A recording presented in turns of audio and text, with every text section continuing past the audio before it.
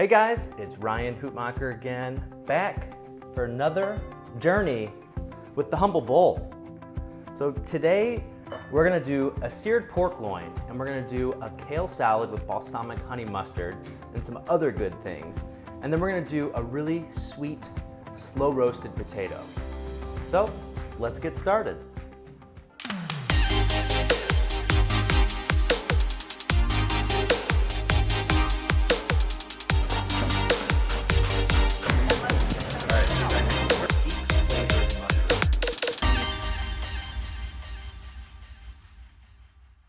For a full list of ingredients for this recipe, go to wellbeyondfood.com. Okay, so getting started on the slow roasted sweet potatoes, I wanted to give you two options right here. So we have a Japanese sweet potato and we have a garnet sweet potato. Nutritionally, there's not a huge difference because they're both packed with a lot of goodness, especially antioxidants and fiber. For the case, this is a little bit sweeter, less starchy, and this almost has the flesh of like a Yukon potato with a little bit of sweetness. So I want you to be able to see the difference later. So slow roasting, what I'm gonna do is just take enough foil to roll this, cover it, and then I twist the ends and I roll them over. So I don't want any ends sticking out. Seems pretty simple, but it makes a big difference because the idea of roasting these and wrapping them means that we wanna trap all the steam because it cooks it quicker and more consistently. So let's toss these in the oven. All right, so I got the oven preheated to 400 degrees. We're gonna do these for about 35 to 45 minutes. Let's talk about kale really quickly. All right, I can see some yawns going on right now, but have no fear. This is how we make good things for us delicious. So we have two different types of kale. You've probably seen these before. This is curly kale, all right? And this goes by three different names: black kale, Tuscan kale, and lacinato kale, all right? Nutritionally, very, very similar.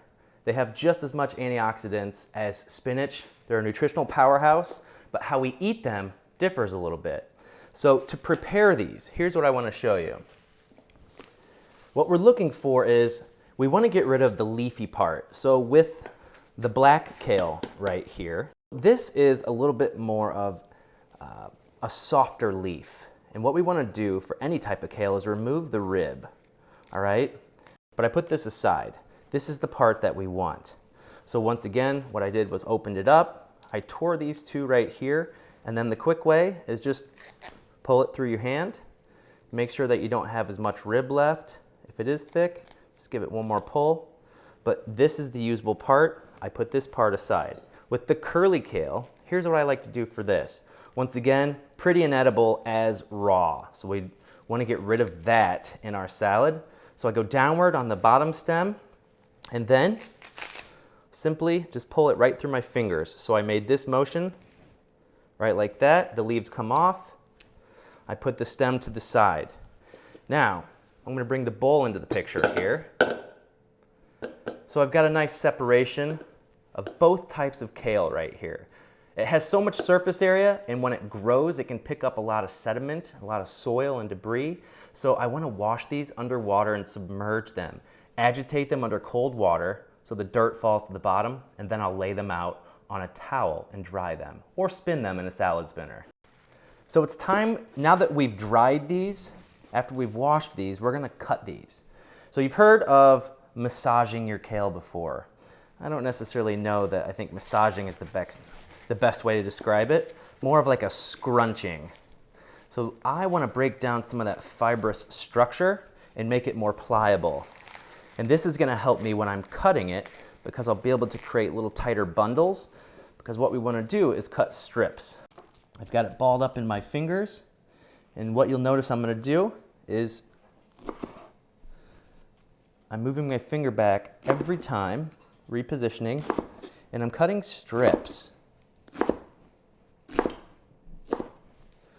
So this is going to be the end result right here. And I'm going to do the same thing with the curly kale right over here. Okay? Got a nice bundle, moving my fingers backward. So now that we have our chopped kale in a bowl, we set this aside. We want to make a nice vinaigrette so it balances out with a little bit of sweet and sour with our bitterness. All right, with our vinaigrette, what we're going to do is make a balsamic honey mustard for that kale. So I'm going to do equal parts of some really nice balsamic vinegar, probably about 2 tablespoons in there. Now, you can use any type of balsamic vinegar.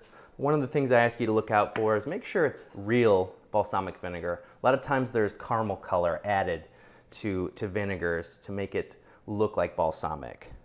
So you just want to make sure you do a nice one.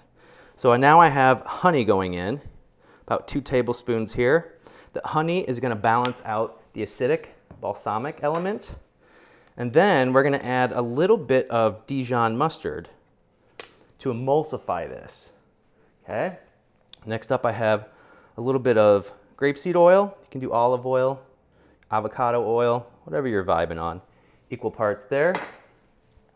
Then I'm going to add a little bit of water to thin this out. And of course, we're going to go with some salt and pepper in here. And if you want to add a little savoriness, you could even add a little minced shallot or some garlic right now, but we're going to keep it just simple. I'm going to whisk this together, and then we're going to add this to the kale salad.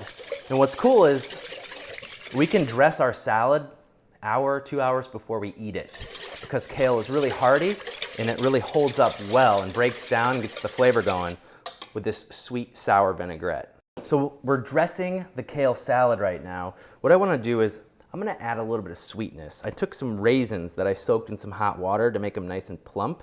We're going to put these in here for a nice textural and sweet contrast. Sunflower seeds and our raisins tossed in there, a nice hearty portion. Here goes the dressing. So we're going to dress this salad. We're waiting on our baked sweet potato, and we're going to go cook our pork chop next, so everything will come into alignment perfectly. Get this tossed together. Make sure it's nice and dressed. Every leaf has the goodness on it. Got a couple of jumpers right there. It's all good. This is a nice, beautiful cut of pork loin from Hanson Farms in Santa Rosa, California. This fat cap on here right now can be removed, especially if you're being mindful of saturated fat. But it is pasture raised, so it is a healthier version than the typical stuff you would see in the grocery stores, the conventional stuff. So nice lean cut right here. We're going to season this. About a 9-ounce piece of pork loin. We're going to season it well on both sides. Salt and pepper only. We're going to go unadulterated because we have so much flavor going on with the sweet potato and the kale salad that we're doing.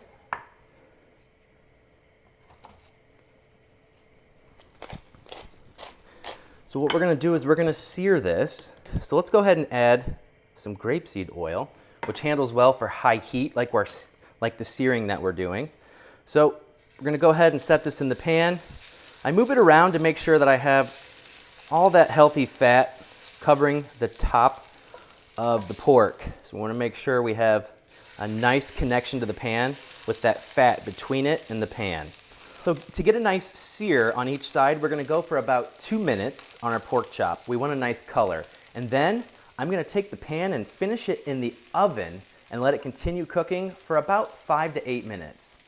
So we've gone for about 2 minutes. We can see a nice, beautiful sear. 2 minutes more on this side, and then boom, into the oven. All right, into the oven for 5 to 8 minutes, and we'll pull those along with the sweet potatoes in a second. So we've got our kale salad that's been dressed. We've got our sweet potatoes and our pork chop in the oven. So let's go ahead and talk about some toppers for our kale salad. So we want to add some elements to give some distinct textures and flavors. So onions are fantastic. Here's a little tip. A red onion is a little bit sweeter, but any type of onion, if you love onion but you don't like the onion breath, thinly slice your onions and then soak them in ice water or overnight in the refrigerator, and the tannins are going to dissipate and soak into the water. So when you rinse the water, you have a really nice onion without the onion breath. So that's going to be a topper. I also want to use a little bit of a Granny Smith apple. It has a nice tartness to it. And then we had some store-bought roasted beets that were pre-done. I'm also going to add some of these for a nice element of earthy sweetness. I like to do a small dice on my beets because I like to distribute that earthy, sweet flavor across all of my bites with my salad. So just a couple of little chops here. So you can see that. Nice little elements. And then as far as apple is concerned, you don't have to use the whole apple. It's a nice color variation, and I'm also going to look at some small dice for this as well. So you can see I'm cutting slabs, and once I cut those slabs, I turn them sideways. I'm going to give them one cut that way, one cut that way, and now I've got sticks. So now I have some nice elements in my salad besides those raisins and sunflower seeds. So let's remove our pork chop. This guy's been in here for about 8 minutes. And what's important is it's in a hot pan. It needs to cool down. We need to allow it to rest and relax. So we're gonna let it do that for about 5 minutes. It'll continue to cool down and the juices will loosen up on it, and we'll cut this in just a few minutes. So let's check out those sweet potatoes. These have been in here for about 40 minutes. Now I want these to rest so that they can cool down before we touch them. It's really hard to unwrap these when they're hot like this. Okay, so these guys are super, super luscious and soft. So when we unwrap these, just before we plate, we want these to still be nice and warm, which they are. You can see some of the sugar caramelized inside of here, so it's a little bit sticky. But what I want to show you is the difference between the garnet and the Japanese. So this cuts like a hot knife through butter. But what you can see is the lusciousness of this garnet sweet potato. Oh, so sweet and earthy. And then we have a little bit more of a simple, less wet texture, a little bit starchier for the Japanese, which has a nice mild sweetness to it. So I'm going to give both options. We're going to go ahead and load these into our bowls because we're going to look to build those bowls. So this is the nice complex carbohydrate portion of our bowl. And let's go ahead and add the kale salad that has our sunflower seeds and our raisins tossed in there, a nice hearty portion. So we're looking for like 2 cups worth of vegetables in here.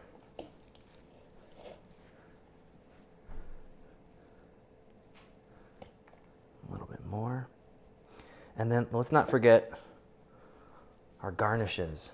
So we're going to go with a little bit of red onion on there for texture and savoriness. If you had scallion, you could do scallion as well. If you had white onion or yellow onion, that's fine. Then I'm going to go with a little bit of Granny Smith apple for a little sexy crunch and some pop, a little acidity. And then let's go ahead and add the beets to the top because it makes that color variation look fantastic. Make sure you have a towel laying by the way, so you don't dye your hands. You want to wipe those. We've got all the elements. Now let's bring the pork to the dish. All right, so this is cooled down. I'll go ahead and slice this up.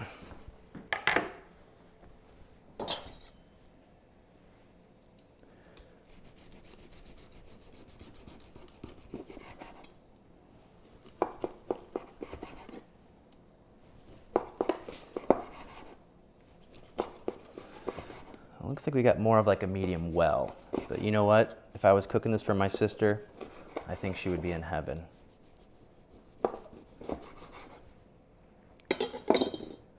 So let's see, you can see all the juices. This is a nice lean cut, but so much flavor and so much juice. Just with salt and pepper, we get a ton of flavor. So I'm gonna go ahead and add this element to the salad. All right. This looks like a satisfying salad to me. A little pinch of salt right on that sweet potato. And this is the finished product. Seared pork loin with kale and balsamic honey mustard and a slow roasted sweet potato.